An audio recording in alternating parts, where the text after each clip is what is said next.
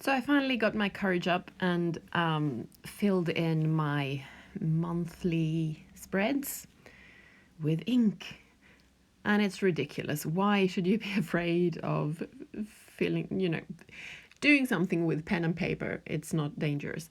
But the thing is, people who are stationery addicts may understand me, and people who are perfectionists and people who are easily distracted by mistakes and things that sort of stick out. If you make a mistake on a spread that's supposed to be very clean to help you think and see things easily, the spread doesn't do its job. That's the problem. It's not that you necessarily want it to be beautiful. You want it to work with your brain.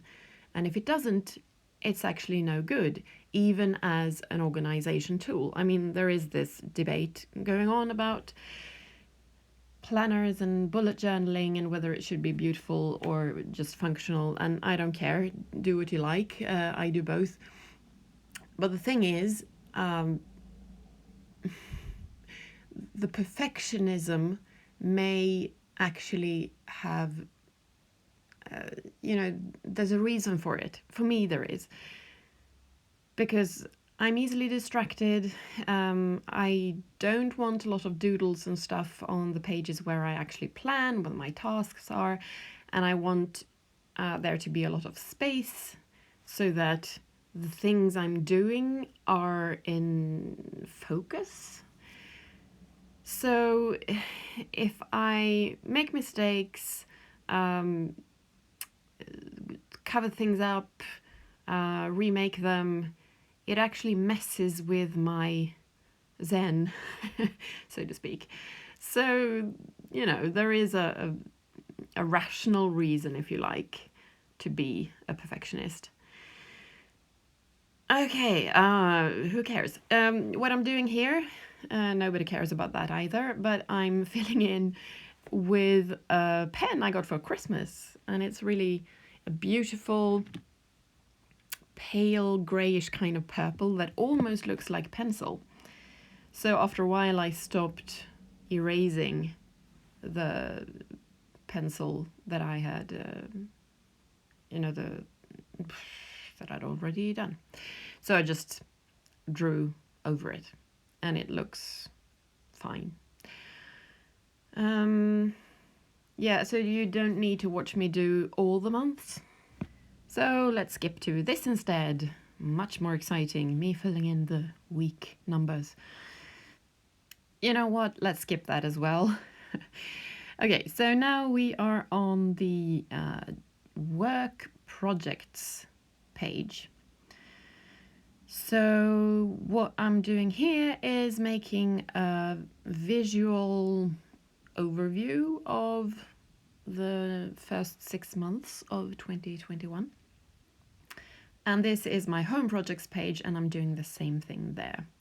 So I'm using the same pen with the faint grayish purple to just, have a hint of a line. And I'm filling in the names of the months. Boring. And we're done.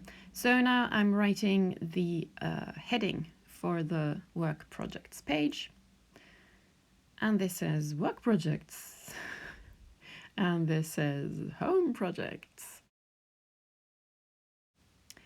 Next thing on the agenda is to make the months on my monthly spreads, to make them a bit less anonymous. I do want the spread to be subtle, to not distract me from the things I write in my calendar or on my monthlies. But I do like to have a color to signify the month. So if I just flip open the book on a random page and it's the calendar, I know at once which month it is, because it's purple for January or blue for February, and so on. So that's what I'm doing here. I'm just using was like well, they're watercolor pencils and I don't know what this is called, but I love it. It's a brush with a container for water, so you don't need a cup of water. You can bring it with you in your bag or whatever, and you always have water to make watercolor stuff. So yeah, I think this turned out good. I didn't fill in the whole box, just the edges, so that there's not too much color, because sometimes it sort of overpowers the page. Or yeah, I just want it to be a subtle reminder of what month it is, and now it is. So yes. And you may notice that the colors I use for each month correspond to the tab. So there's a method to the madness. Each month has a color for me in my head. It has a color.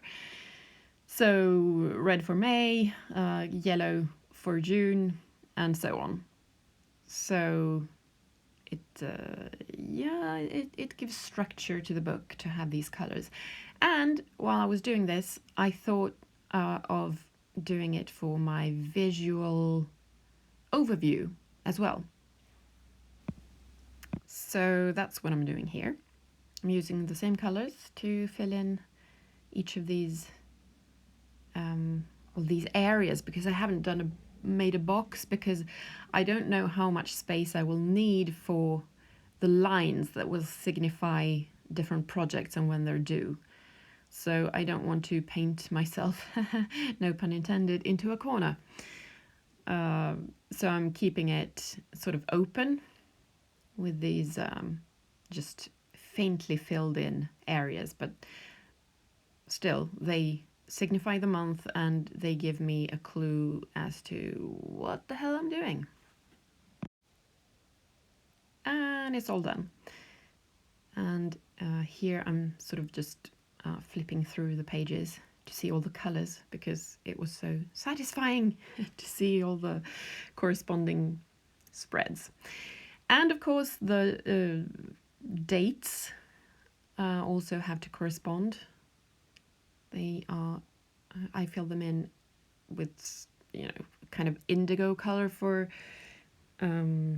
January and a lighter blue for February, and so on. And to my mind, watching this is kind of satisfying, so even though I made a mistake there, it doesn't matter. So I'm just going to let it roll.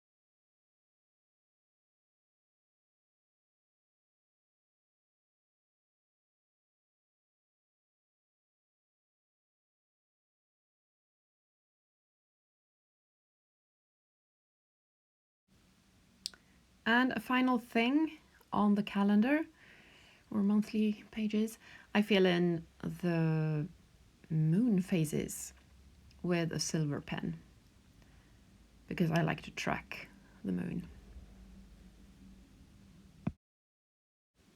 And a final spread, a dreams page for someday maybe projects that don't belong on the actual projects page.